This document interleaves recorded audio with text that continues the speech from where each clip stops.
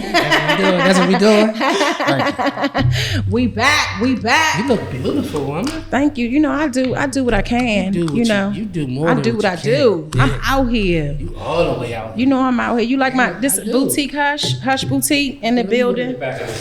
What you want to look at to see if I got makeup on or something? See how much it was? Nah, you know how the white washcloth always humble people? Oh yeah, but my stuff, my shit is clean. I took a serious shower. I just had to see. I had to see if it was any dirt on the back of the neck. Why would you? And then why would you do that in front of company? In front of the entire world. Well, we gonna be who we are, right? The whole world. The nation. The nation. How you feeling today? I'm feeling good, man. I'm feeling good. You got a lot going on. Yeah, but so do you. You know? So do we. You know? We said last year that we was gonna come in 2022 kicking the door down, kicking that motherfucker off the hinges. Yeah, it's way too much opportunity out here, you know, for us to be playing around. So, Black Men Ventures doing good. Black Men Ventures is beautiful. The Good Dick is doing good. Killing it. Yeah, y'all. We started a planning agency, so you know, if you want us to hook you up with Duncan trips. Planning Agency. Duncan Planning Agency, or because y'all know we be doing stuff. Everybody be asking, you know, that trip was so dope. What's this? What's that? And so, you know, we just feel like we could do it for y'all, you know. And we out here, you know, we black people, right? I was just talking to Vic. I'm real black. Yeah, you super black. That's why you love me. That's what I always wanted, though. I always wanted as a little girl. I was like, I want real black ass dude. Like I want them black. Like I want, you know, because I want to know how they feel. Yeah, but she ain't want a real black nigga with glasses though. So she had to compromise for that. So yeah, and that's a real thing, y'all. Like we be smashing and she be throwing my glasses all the way across the room. Well, we can get back to that. Wow. But let's tell everybody who we got in the building. Okay. We got that really happened. We got Divine Purpose Podcast in the building, y'all. We gonna have our buttons and shit next time. We got buttons. Spizzy buttons. Yeah, we are Spizzy. So what's up, y'all? Y'all are here, Dan and Patrice Myers in the building. We here. Thank y'all for inviting us. Thank you for inviting us, honestly. This has been a long time coming. You know what I'm saying? We've been connected. I haven't met y'all in person, but I feel like I know y'all already. It's like you know, everybody around us knows somebody around us, so it's like indirectly we're connected. Yeah. What's that? What they say? 7 degrees. 7 degrees of separation. Absolutely. But that's like it is. We're like the Forrest Gumps of DC anyway. Like literally, I be trying to figure out. Like I be looking at this shit and be like, damn, we know every fucking body, but like it's like we just be here. Yeah. Well, we had to do it. You know, we had to do it. People, we had to show the community, the connection, the unity that we can both have the same thing, but we still can support one another in our community. It's very important that we represent, you know, community because one of the things that it's like I don't know what it is, but people don't feel like that the black people support each other. And so me and Black are very adamant about dispelling that because we support all of our people, no matter if they do the same thing. If I got a homegirl that do fitness, like even with the Good Thick, I got homegirls that I employ to train through the Good Thick and they got their own shit. So it's just showing that we can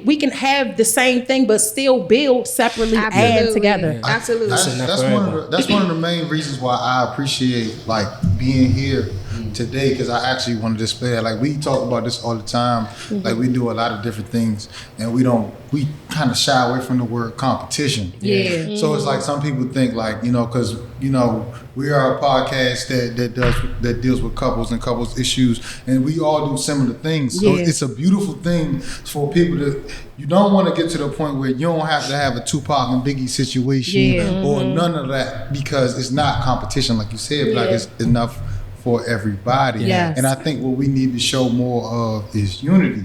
Because how powerful can we be in a space? Why don't we eliminate the word competition and call it neighbors in the same space? Yeah, that's dope. I was just sitting here talking about it, right? I when you say community, right? I think about like even marriage, you know, how you are forced to work together. You're forced to like look past any kind of issues, you work at it and so forth and so on. So what if a community functioned that way? Like what if people were actually married to their community? Married to the community. I like that. Yeah, I like that. That's big. That's powerful, you know?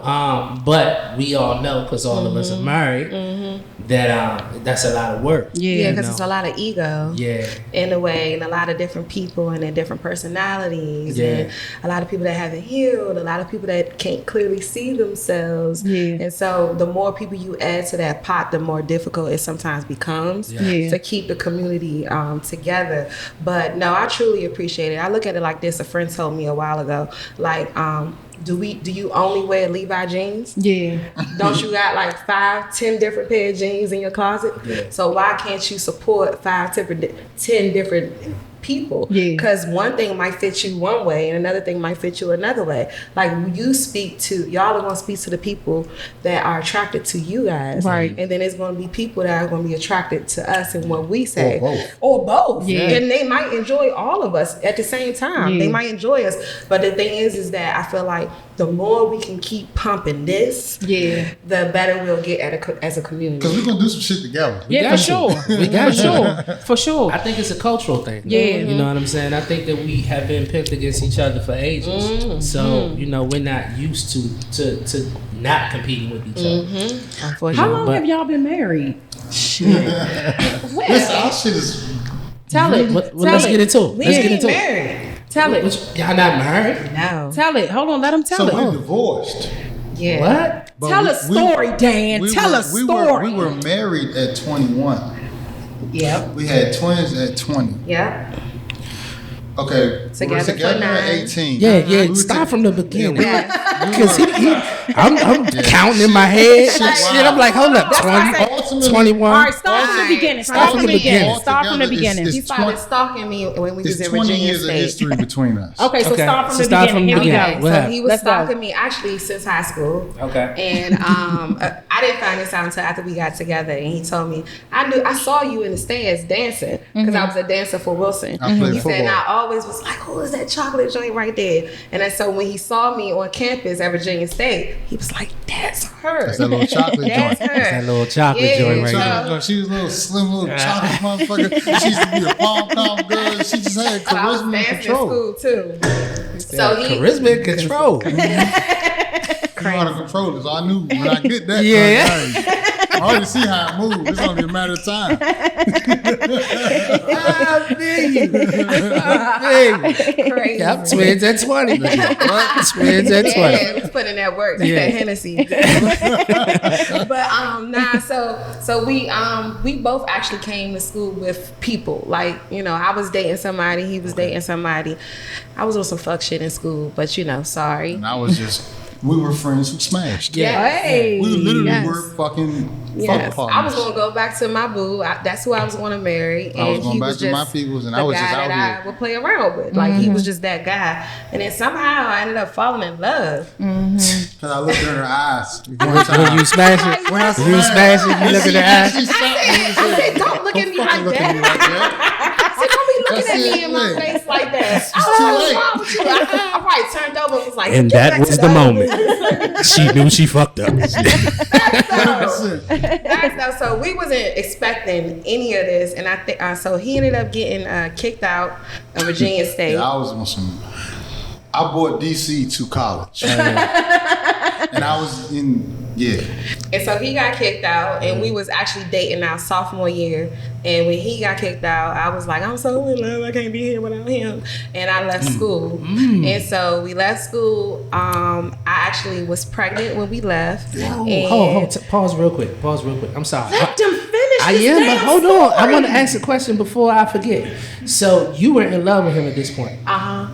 Were you in love with her? No, I was out here. My man. All right, Wait a minute. Hold on. Now you gonna stop. I didn't mean it like my man. I didn't mean it like that. I just wanted to. I didn't mean it like. I guess it came off that way.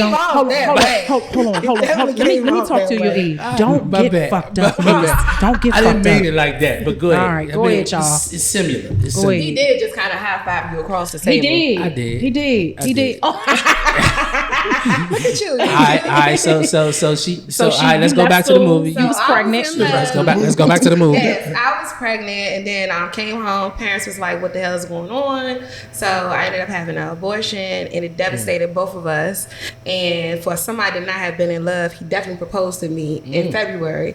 We came home in this November, and then he proposed to me in February. You faking? You faking like shit, Dan. No. You weren't in love with faking him? like shit. I wasn't. So here's what it was. You might not have understood the it's definition of love. No. I'm about to I want to hear this. It's not that I wasn't How did I in get love engaged? with her. I knew. Okay, we've always had a connection that was so tight that it was just like, I don't want to let you go. So in my mind, if I'm married to this woman or we're engaged or whatever, she's not going nowhere. She's mine. So you was trying to trap her. I don't want to call it selfish, but That is definitely selfish. Selfish as fuck. That's like the definition of selfish. I wasn't in love with her, But I didn't want nobody. I didn't want nobody else to have her because I knew she was special. So I knew if I married her, she wasn't going nowhere. That's some selfish ass shit, all right, let me Dan. say this though. I'm gonna be on your side. I'm gonna be on your side, but you gotta keep it real. This how I'm gonna keep this one a buck. Okay, Go all ahead. right. Go ahead. When I was a boy, I thought as a boy. Okay. I was 19 years old. I was 19 years old. I didn't know what the fuck none of this shit was. Now I am a man, and I can look at those actions back then and agree with you guys. Yeah. And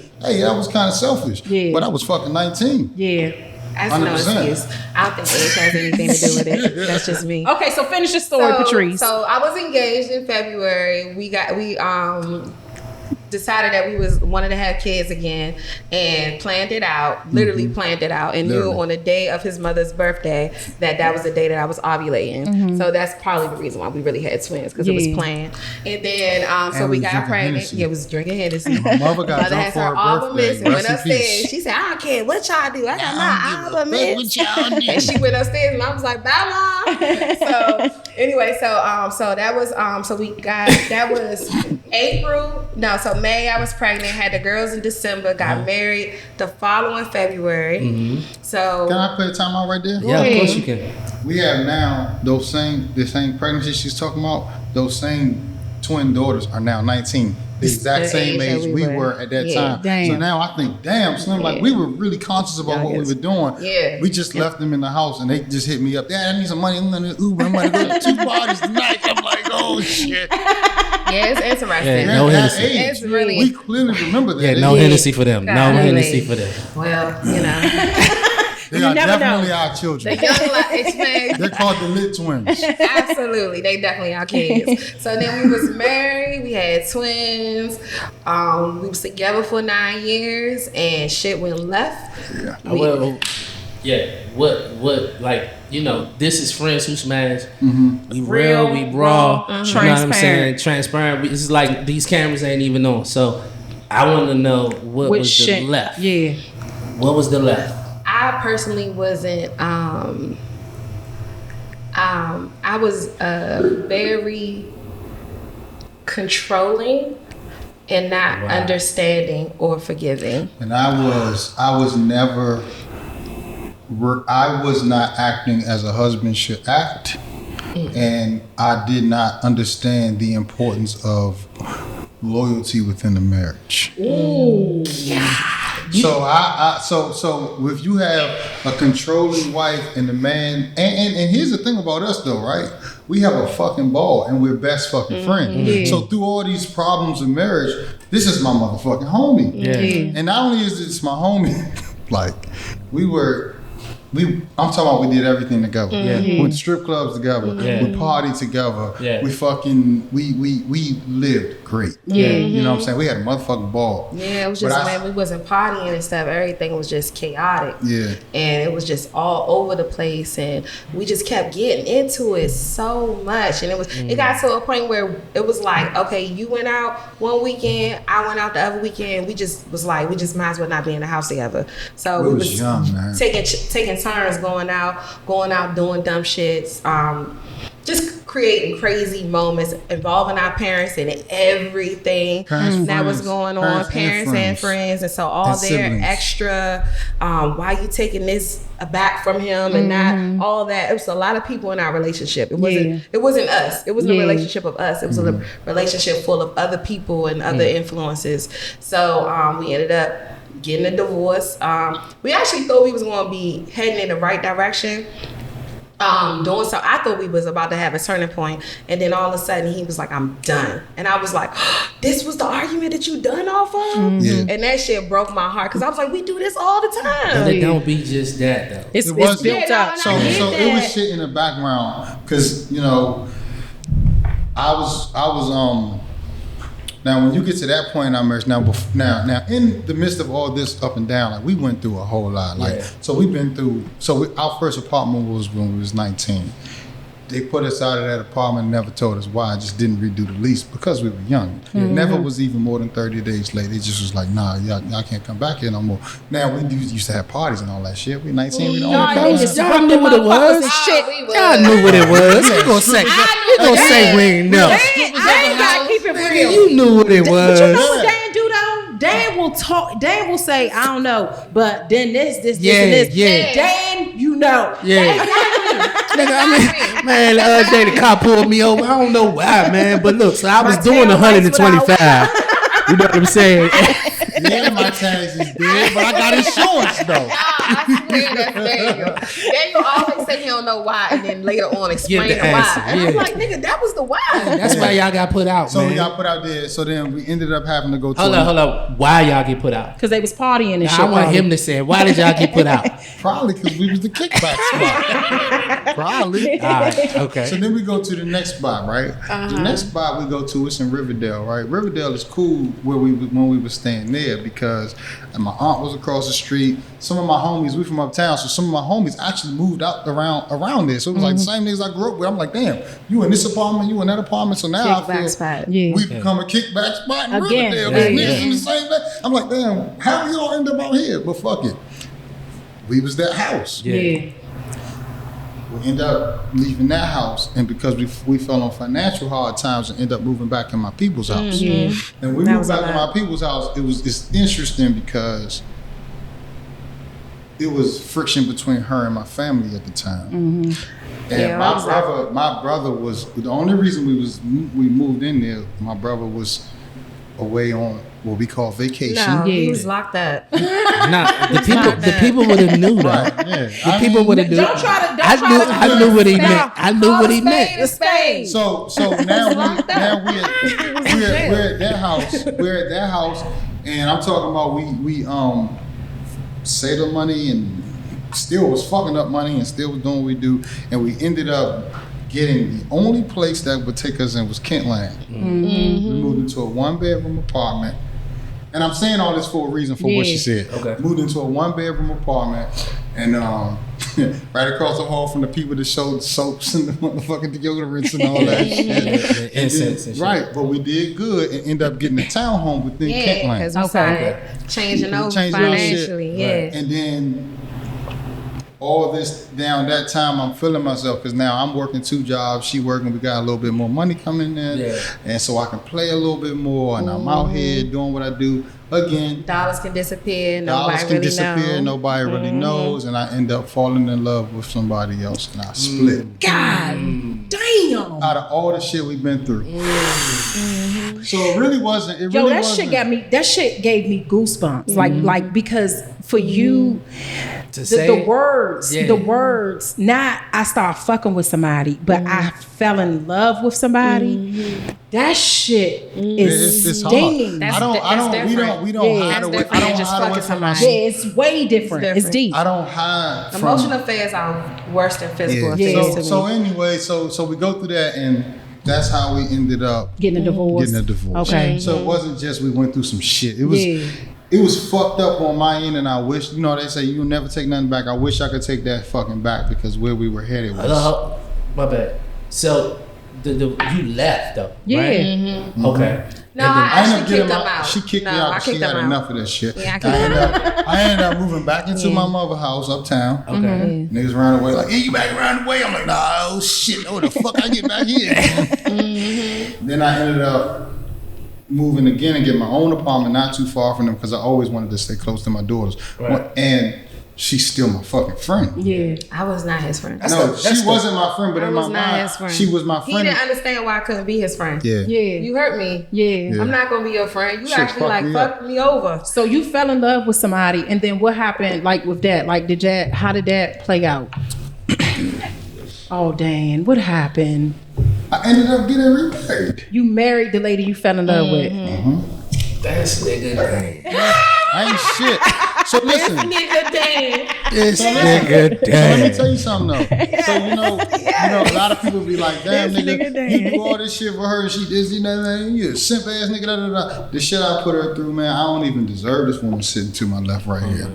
So now, anything that she wants, I go out of my way to give it to her. Hey, I'll say this.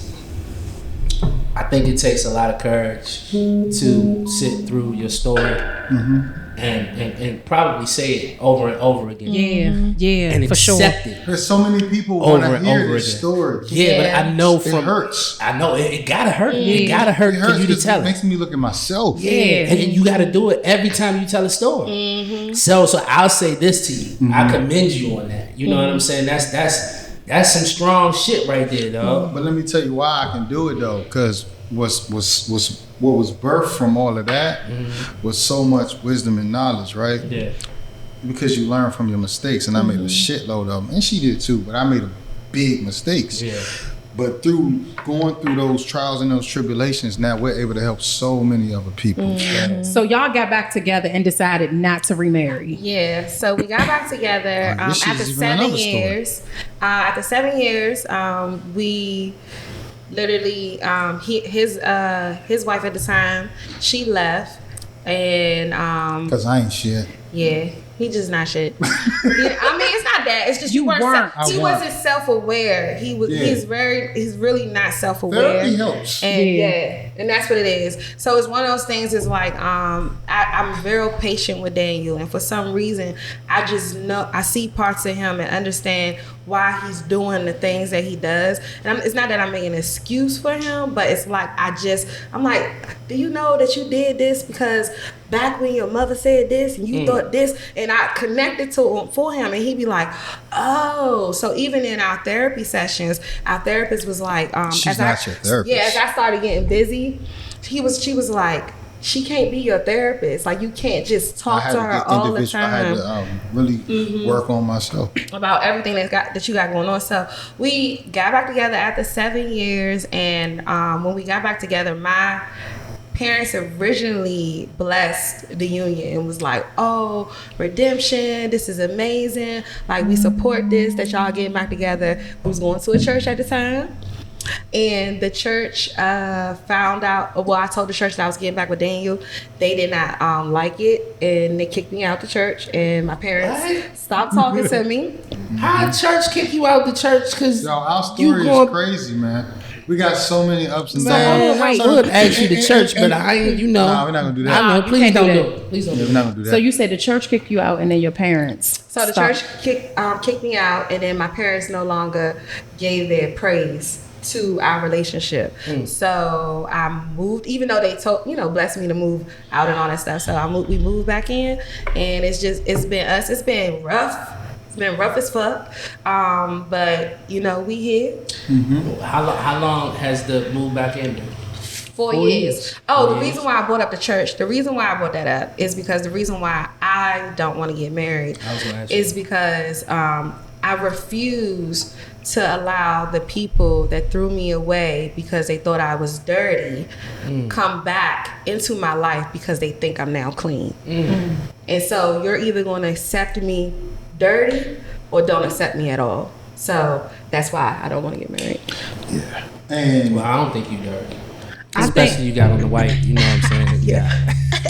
This we gotta check the neck part like I did. This she got a little bit on her.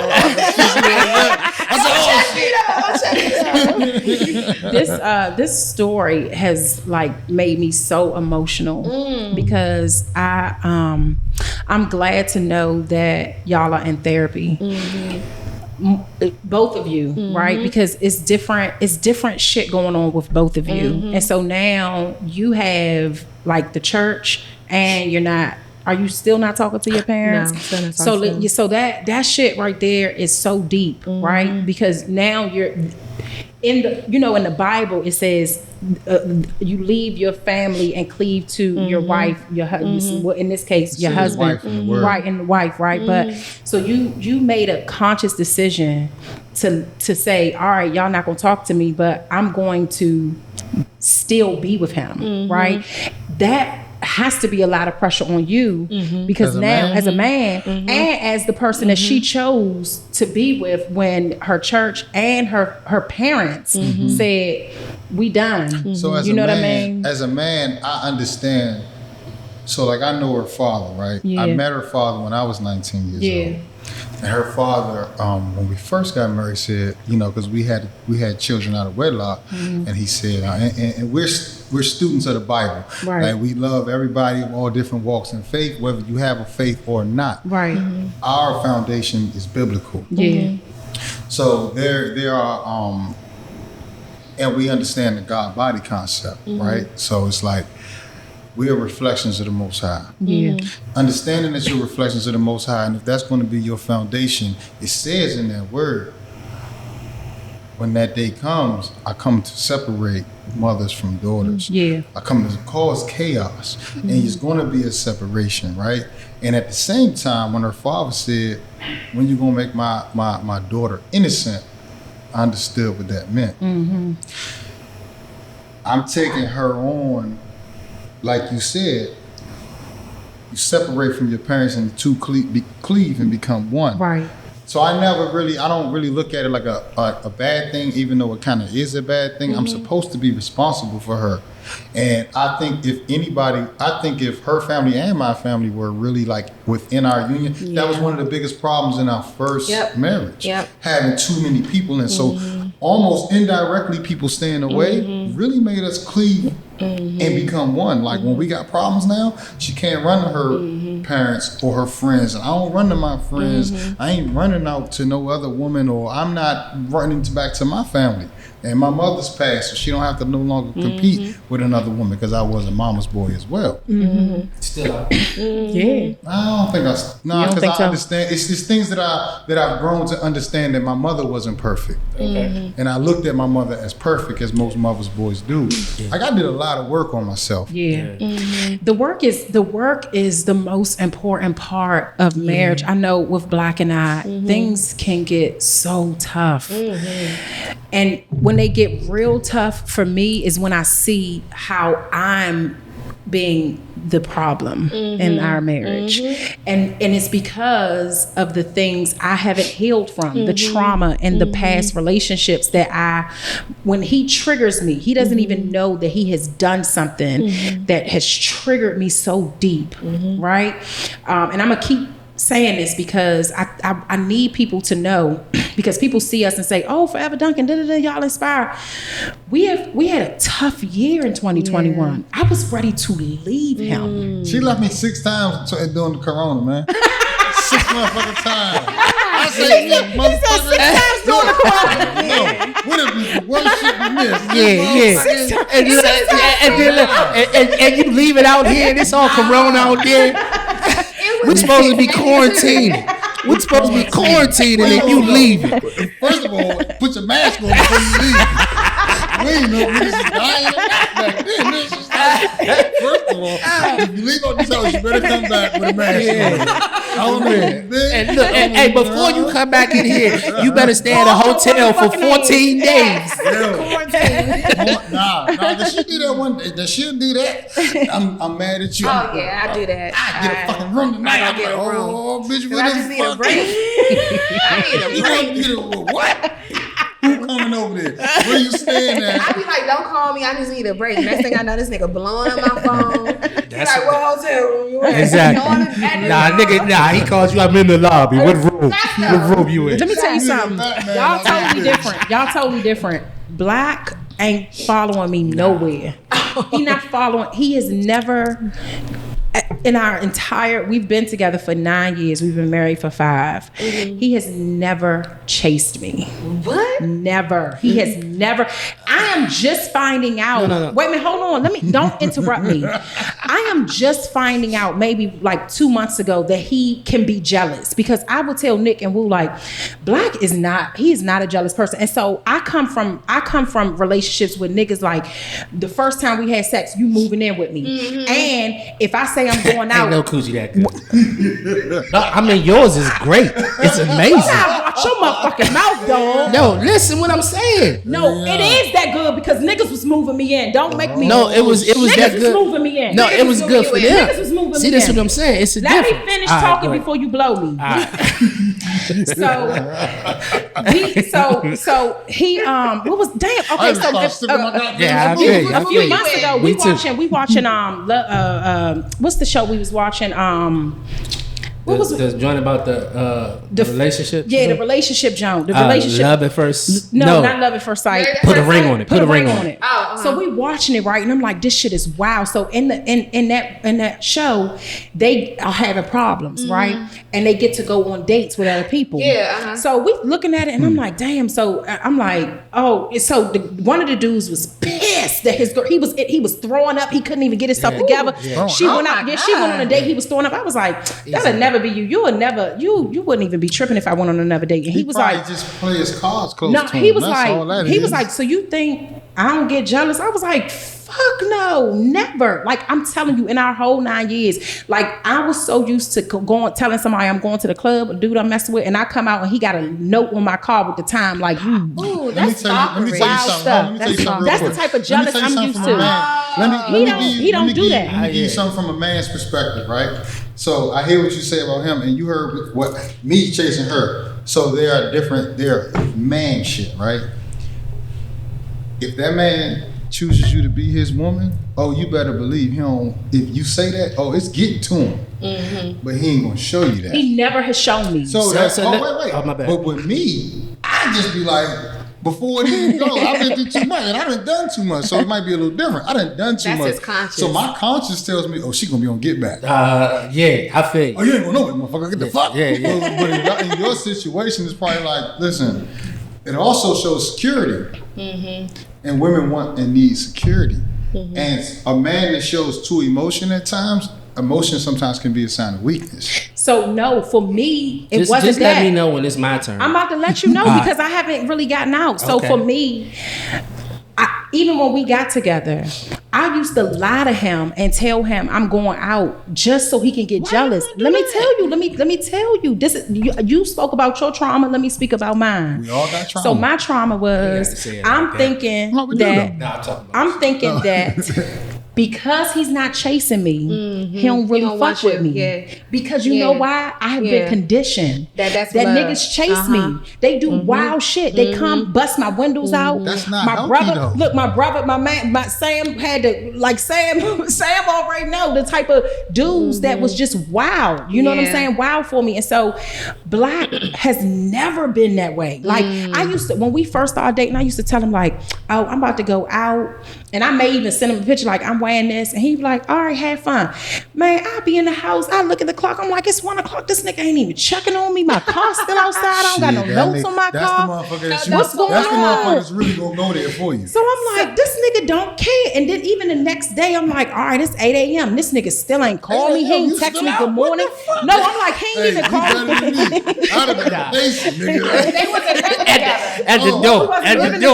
We weren't living together. We weren't living together. No, we weren't living together. But I'm thinking about. Oh, nah. Looking like your wife. No, I'm looking at my phone like he haven't even called me to make sure I got home safe. Like this nigga don't really fuck with me. So that's how I was thinking. So I've had that mindset up until 2 months ago. Like I know he loves me now. I know he loves me now. Go ahead. So let's hear this. All right, go ahead. You was gonna ask a question? Go ahead. I'm trying to understand. All right. Yeah, how did you operate with this? I'm gonna tell you how it's developed, like to this point, right? So, I was raised by a mother who I played sports, so she used to like tell me to stay on that, don't be tripping off no girls, and my mother used to always tell me, hey, look, what you got is valuable. You know what I'm saying? Like, niggas out here chasing. And when I said ain't no coochie that good, like, I've never in my life fell in love with coochie. Never. There's been no pussy that I fell in love with. I fell in love with the person, right? And so, you know, I value my penis just as much as a woman values her coochie, right? I'm the same type of So when we started dating, first of all, I just got out of a relationship and I said, listen, I'm going to be transparent. I'm going to be the best person that I could possibly be. I'm going to speak my mind, all of this type of stuff. If she can't accept it, then she not the one for me, right? And I stuck to that. So, you know, if she want me to chase her, I'm not chasing you out the house because I told you something that you felt uncomfortable with. Like, I'm not responsible to pull you in and force you to sit down and talk and none of that. Nah. This is before the marriage? Yeah. Before the marriage. I told her, this is a couple of times. This is y'all probably heard these stories before, but one time she was helping me clean my room. We wasn't in a relationship. You know, he thinks we weren't in a relationship. We were smashing, calling each other baby, talking all day. I guess because I looked her in her eyes. Because I looked her in her eyes. It's real familiar. Because I looked her in her eyes. So long story short, I told her she told me that she loved me. No, I looked at him and I said I was folding up his clothes and I was like, you know. She was folding up your clothes? Yes, okay, cleaning rooms and all types of shit. We just do that for people we smash. Exactly. So I'm like, I look at him. You about to get, hey, let me, come here. Because you about to get fucked up we on the show. We married now. No, you about to get fucked up on the show.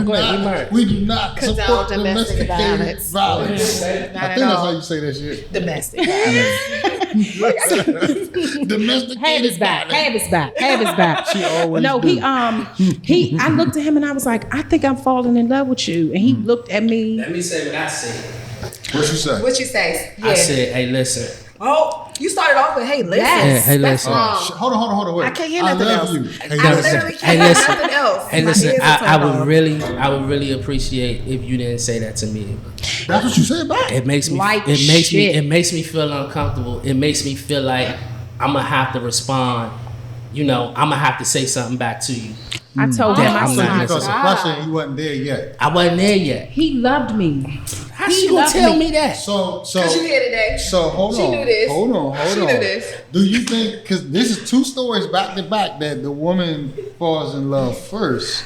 I don't know if I could have took the hey, don't say that again. You know, this the thing though. But this is the thing. So this is the thing, right? So like. Wow, you did a rocket Let shit. me finish. Hold up. Let me say something. I am committed to you. I am committed to learning you. I am not dealing with anyone else. I give my time, all of my free time is to you, to learn you. You know, if I say something that makes you feel uncomfortable and your first thing is to run, what kind of conversations are we going to have in the future? Because if we get married, it's going to be way more conversations that you just not going to like what I say. So do people consider you brutally honest? Yes. Got it. Yes. Yeah, but to the point where it's hurtful. It can be hurtful. So now I understand. This is just who you are. This is who he is. No, but that's who I told my during that, like, I've been in relationships before where I wasn't brutally honest, where I went with the flow, and I didn't get what I was supposed to get. I was walked over and all of that type of stuff. So I told myself before I was in a relationship with her, when I was going through the dating phase, I said, listen, they're gonna get all of me, all of the honesty, all of everything. One day she called and she was like, she called and was like, yo, I want to go. Let's go get some pizza. No, I said since we chilling. Yeah. You got your son. I got my daughter. We haven't met each other kids yet. Oh yeah. So I'm like, we should go like get some pizza or something. This motherfucker, man. He said, I'm not really ready for you to meet my son yet. Man, do you know how many times I blocked this nigga on social media for the brutal, honest shit that he did? How did you? But why y'all can't take that? But no, I do. She apparently did. Why you can't take it? How did y'all get back into conversation? So one of the things, because I would have So one of the things that I did different. One of the things that I did. To me like this. I didn't say nothing. Why would you tell me not to say I love you? Like, don't. Why y'all can't take that? So here's one of the things that I did different. I did this before. I did it different because I always shared my relationships with my family, with my friends, and they would give me feedback.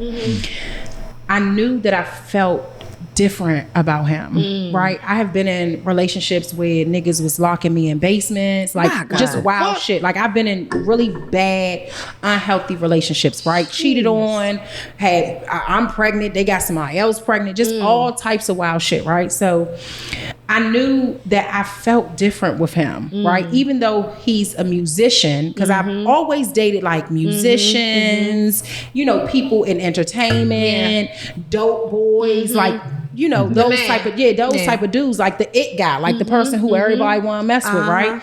And so with Black, he was so different. He talked to me different. Nigga with glasses. He talked to me different. Niggas is dangerous. He talked to me different. He asked questions that no one had ever asked me, and I fell in love with him in 2 weeks. Within 2 weeks. Wow. It was the joint too. It was a smashing too. We didn't even smash. We didn't even smash because he told me, right. I'm not trying. I don't even want to smash you. So we didn't even have sex for 3 months. Really use the word for 3 months. For 3. This nigga used to spend the night over my house. I spent the night over his house. We did not smash. One night I got sick of that shit. We laid down and I told him, I said, I'm about to suck you. I went hard on him. I went hard. I said, enough is enough. Yeah. I said, enough is enough. And you just took over. I took over. I said, I'm tired of this shit. You laying in my bed. After we leave this motherfucking spot tonight, and then we go to the next spot, and when we come home, I want that energy. Right? I want 2 hands twisting, hair, motherfucking no bonnet. With the hair. You already got the lashes, so do all that shit. That's funny as hell. That's what I want. You better do that shit. I'm gonna text you in the morning. Yeah. So it just brutal honesty the entire time. Yes. The entire time. It's just, and I had to take it because and it was so difficult because I had been lied to my entire time that I was in relationships. And so it was just different. So I would just be like, fuck him, I ain't talking to him. And we wouldn't talk for months. Wow. We wouldn't talk for months. After he did that love stuff. We don't got time to tell the whole story. Yeah, we don't got time to tell. The whole story is crucial. We didn't broke every time. So hold on. I know this. How long was y'all together before y'all got married? I think I heard this before. 4 years. See, Okay. he say 2 years. We was together for 4 years. Oh, it was official for him for 2. But it was off July and on. 2nd, 2014 is when he said in the restaurant, I'm all in. But I had been all in since 2013. So. Oh, my bad. I ain't really. You showing your ass so bad on this episode. So look, let's get to some questions though, baby. I swear, we're gonna have some conversations tonight. This is good. It's healthy. It is. It's real. And It's I love literally you. I can tell you from a fact, like doing this, talking publicly about your shit can be stressful, but it's so therapeutic. Yeah. Because once you put your shit out there, because one thing about especially if your relationship is public, so they say, everybody expects you to be on 1,000 all the time, and you can't be. You can't be. So some days, you know, the couple goals don't mean you always motherfucking perfect. Ain't no couple perfect, and if you don't see no arguments and you don't see no disagreements and no bullshit, they're lying to you. Straight up. So this honesty is beautiful to me. I love it. Dan, you said something to Patrice about going home tonight. So I want to ask this question. Do you all think that sex is as passionate, as intimate, and as nasty as it was, just as it was in the beginning? Oh, absolutely This not. is nasty, motherfucker. It's not the same. And I'm gonna tell you why. My knees are different. I don't have the same stamina. I'm just tired. But it still is good. It still is active. It still is great. But I'm never gonna be 19 again. That level of energy and over the topness that was going on at that time, I I can't compete with that girl. I can't compete with her. But who I am right now, oh yeah, she does her thing. And it's very important. Sex and intimacy is very important for us, because if we don't do something, after like 2-3 days, I'm looking at him like, nigga, what? We beefing? What's going on? Like, is there a problem with us? Like, you know, what's your intention? Our shit is interesting because we both have a very high sex drive. So if that's like, it's literally, if we get to beefing if we get to beefing, it's just like, oh, we know the connection. It's a connection. And but it's not 19-year-old. It's not 19-year-old, 20-year-old, 25-year-old when we had strippers over there. We had some fun, wild times. We had some wild times, and we've had moments. It ain't that no more. Well, I mean, you never know. If Hennessy's around, like, it might get a little crazy. But Hennessy, boy, that's y'all Achilles heel right there. That's a nigga Achilles. It ain't y'all. I said y'all. It ain't y'all. It is. Man, let me tell you. It is. I think for us, after we had the baby, it really just changed. It changed because one, my body is just different, completely different. It my knees are good, but then when it's like sex, it's like, okay, I've been up here. I'm still up here. I'm still up here. I'm still up here. But you gotta like it though. You can't. I do. I love it. I love it. It's not that. No, because the issue of it's not. Just better be quiet, Dan. It's not that I don't like it. It's that the other parts of my body are now involved. Locking up. Right. So when before I had the baby, I'm like, what? I'm telling you. The back said, the coochie like, the back said, hey, you better sit down. Hey, hold on for me. You better sit down. But you know another thing that impacted us. You gotta like it. No, I like it. But Yeah, like my back though. But another thing that I think impacted us too is our separation. And I don't actually think I told 100%. him this. Or we might have said this exclusive. before. I don't know if I told him this. No, I haven't. I think I had that revelation like a week ago in my head. Where it Premiere. But what it was that I realized that since we had the separation of 7 years, so we became foreign to each other again, and new people were introduced into our lives. And on top of that, I was going to church, and so I kind of just shut down a lot of the sexual, like all of that energy. It just kind of was just shut down. So coming back in, it was like, oh, this is what we do. So it's like I'm almost like was like like getting back into the swing of being comfortable with the way that he was used to me being comfortable with him, and thinking like being in my head. I know a lot of stuff that's in my head sometimes. So I do feel like the 7 years that we were apart affected us, and if we probably didn't have that break, I feel like we probably would be still a little bit we would be different. What you mean? We would be different sexually if we didn't have the break after 7 years. So you think if we would have stayed together, then wouldn't have been where it is now? Or? No, I think it would be better. But if y'all would stay, if y'all didn't have a separation, I don't know. And I'm gonna tell you why I don't know. I'm gonna tell you why I don't think so. Because I got. Well, that's for you. Because now I'm like, before I was the last person, right? Yeah. Now I'm not. Yeah. There was people in between, like as adults, and like I know, like, you know, kid shit is kid shit. When you dealing with somebody before 19, and you know you have sex and all that stuff then, but when you're an adult, like adult sex is different. You know, going over people's houses and people being in your house and all of that stuff. So I feel like I became more in my head about us. So it's more of an emotional thing. I would have felt. I feel like I would have felt worse because it's like one of the things that I had to deal with in us getting back together was like, damn. I like when I left, like it was cool while my baby at the quote unquote while my baby mother was celibate. My baby mother was celibate. We still like we co-parented. We always had to co-parent. You loved that when I was in a relationship. When she started dating and being out here, then I had to deal with like, and I'm in a whole fucking marriage. And I'm like, the fuck, who the type niggas around my kids, all that shit that we go through. But I feel like the separation helped us. And our reason I think it helped us is for two reasons. One is because in this phase, I grew to appreciate you. Because when being out there, like, man, I don't like that shit. All right, everybody different, right? Yeah. And you gotta build a connection. You gotta, like I said, our first time ever fucking laying with each other, that shit was on the 1,000. 1,000. Like, so that's never been a problem for us. But the clouded noise gets in the way. Yeah. You're out there. You're never gonna. It's like, it was almost like chasing that fucking. Like they say, like if you smoke crack, you chasing a high. I'm not gonna find this right here. So when I got that shot to get back, it was just like, oh shit. So for me, it was better because. Like, I'm back on.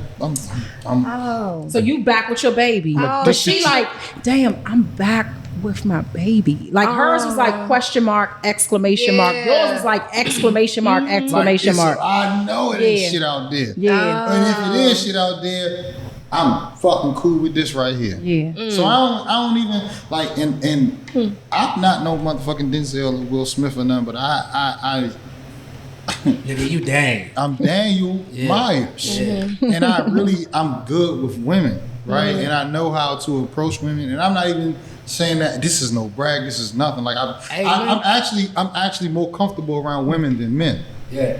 And so I know how to deal with women. Yeah. But at the same time, I needed to be out here to know that this is my woman. Period. So it's opposite. Okay. It is opposite. I gotta take that in. So now take that. And I gotta take that in for what I was thinking. I gotta take that in. Because it's the opposite of what you think. Sometimes you just gotta ask me. Look at this. Y'all motherfuckers just. Okay. Y'all just helped us with the motherfucking situation. All right, we got one more question. One more. What would you say is your most significant difference as individuals, and how does it help you as a couple? Hold on, say that again. What was our most? What would you difference that helps you, that like something that you contribute to the relationship that only you have and she doesn't possess, and something that she has that you yeah. You wanna go? Okay, so I feel like so Daniel is how we doing this? Are you gonna tell what he has that you don't, and he's gonna tell what you have? That's how I thought it was. All right, let's do. All right, let's do it that way. Okay. He does her, she does him. That's what she said. And then we're gonna do that, and then and then we be good. Okay, cool. All right, good. So Daniel is fearless. He is not scared of no. He's going to ask questions. He's going to be in a space. He's going to talk to everybody. He is like, he's like my hype man, and like that's what he brings for me. Like it's times where I'm sometimes scared to walk into a room, or I don't want to be in a room, or I don't want to ask a question. And Daniel's like, go ahead, ask that shit. You need to figure that shit out. Ask for more. Do this, do that. And so that's what I've learned from him. I learned how to not be afraid to step into a room, and also how to just ask a question. And I'm learning not to be scared of no, because if I think it's a possibility of a no, I won't ask. And he doesn't care. Yeah. He don't care at all. He gonna ask because he like all it is a no. Yeah. And so I think I've missed out on a lot of opportunities because I thought it was possible for a no, so I just didn't even ask. That's dope. That's dope.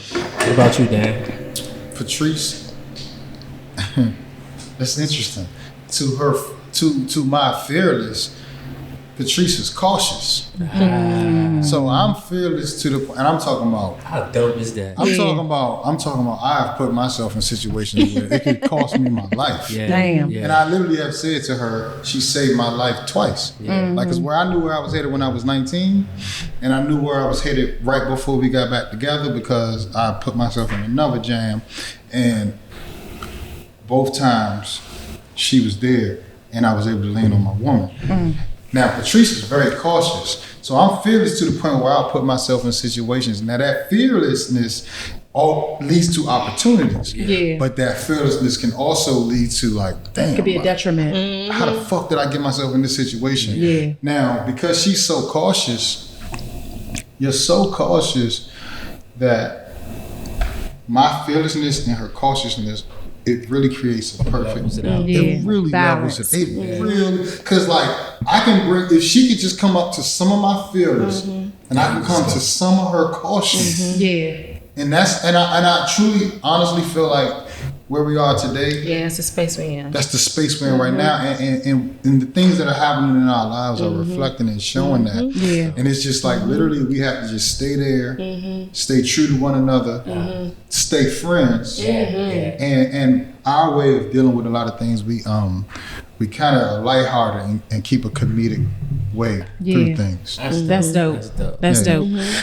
I go first. I know for a fact that Black brings patience. That's good. I really don't have a lot of patience for any like he is so, for one of the biggest things that he's patient with is Gabby, my daughter. She'll come in the house and have a bad day, like, and I'm just like, listen, this is what we need to do, right? Like, and he'll be like, come here, Gabs, come here. And they'll go downstairs and they'll be downstairs talking for like hours. And she'll come upstairs not crying anymore and be like, mommy, and then she'll just give me a hug, right? That's powerful. And it's so powerful. It's so powerful because I forget sometimes, because she's so intelligent, that she's a kid. Yes. And I expect her to be like, you should, sometimes I'm like, you know how to navigate this, right? Whereas you are right now. Right. And I'm just like, no, Sherelle, she's 11. Black caters to an 11-year-old, right? And so he'll talk to her and he'll just be so patient with her, like extreme, like I'm talking about so patient that it brings me to tears, right?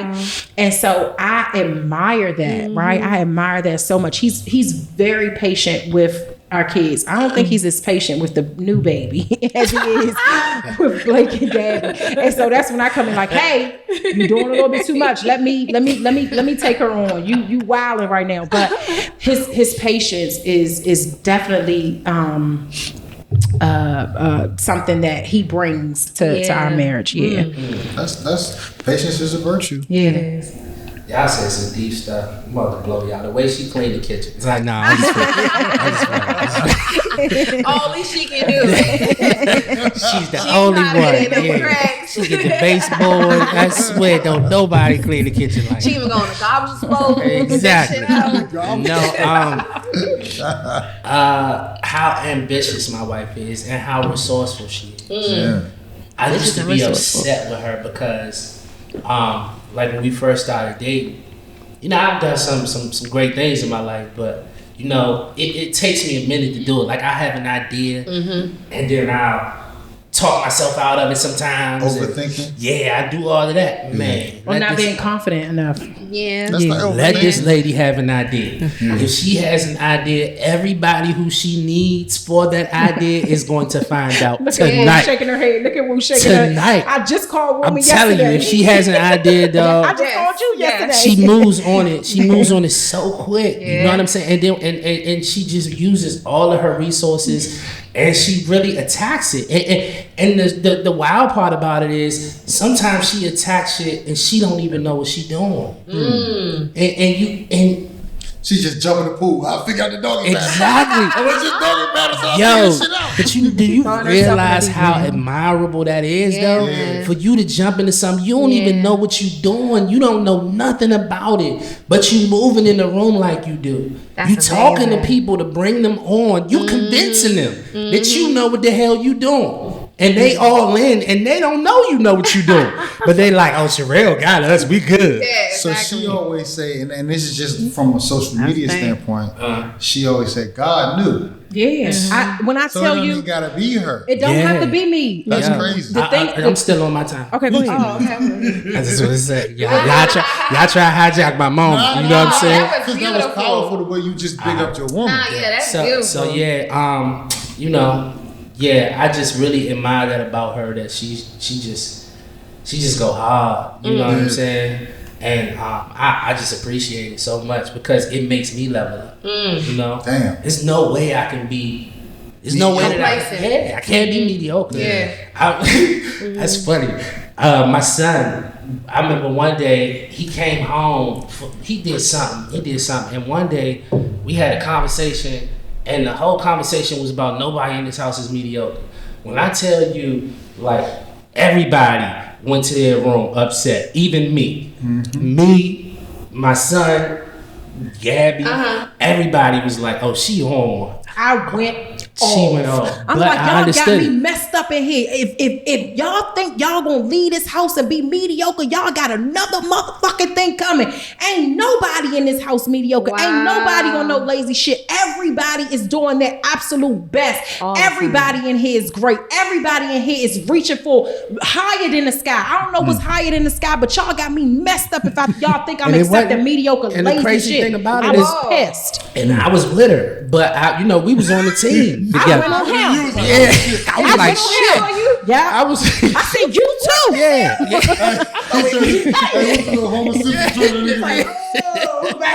I went on everybody because one thing for sure, two things for certain. I have never, ever been mediocre. So I'm gonna say this one thing. I just talked to my father yesterday, and I talked to my father for 15 minutes, and my father explained to me all of his businesses and all of his things. And when my father started explaining to me, he was like, I would go into a job for 2 days.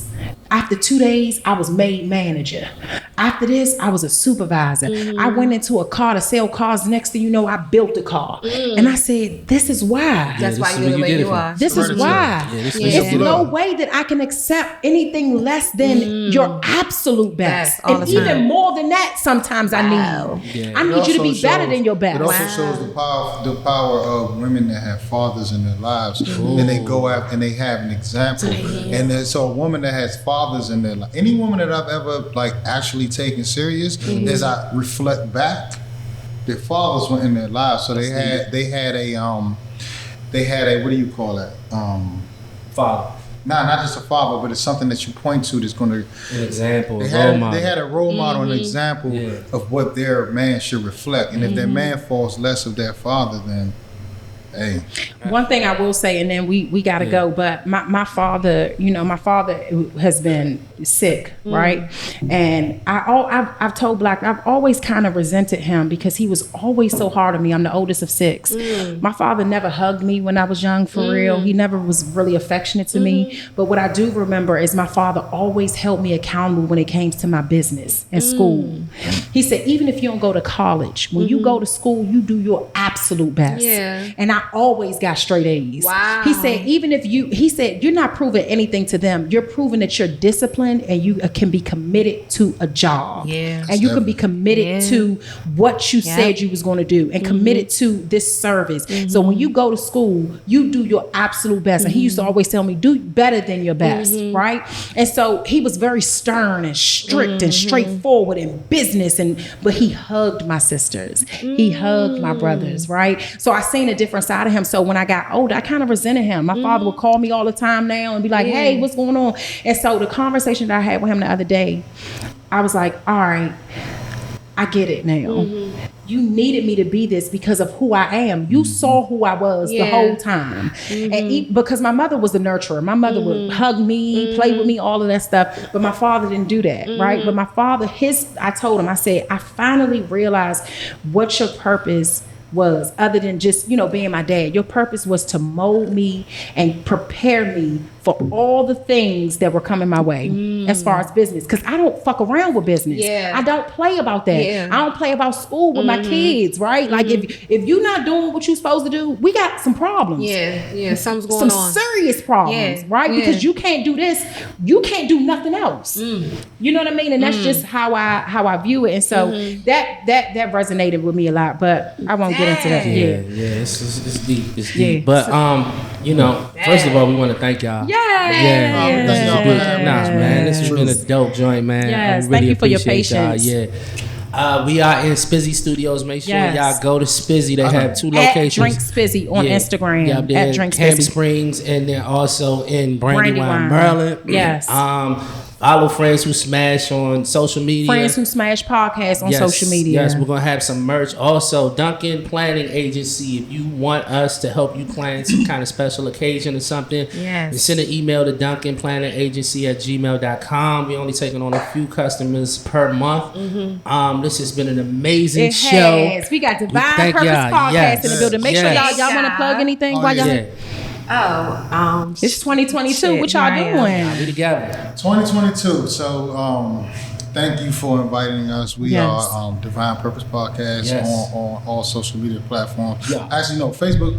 So it's Divine Purpose Podcast Network, and on YouTube it's Divine Purpose Podcast Network, and Instagram is Divine Purpose Podcast. Okay. But we thank y'all for having us, and the reason is because this is what we need to push forward. In order to change a community, the most important thing is shoring up families. And when you look at other nationalities, Italians, Irish, regular ass white people, Mexicans, whoever. White people. Now when you go to these neighborhoods, what is prevalent is families. And we promote a lot of, and there's nothing wrong with it, but we promote a lot of strong black men, black girl magic, and it promotes individualism.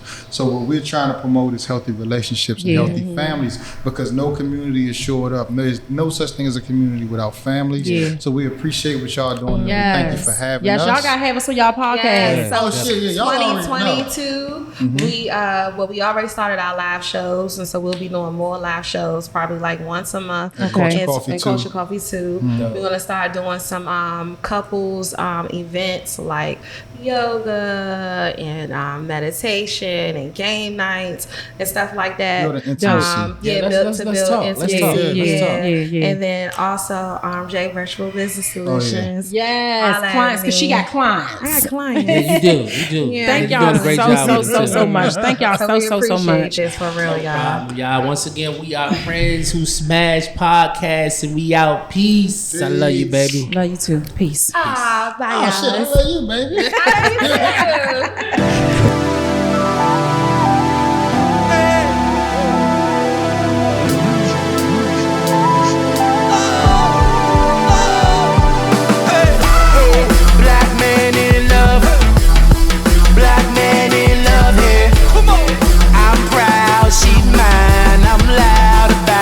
Cause I love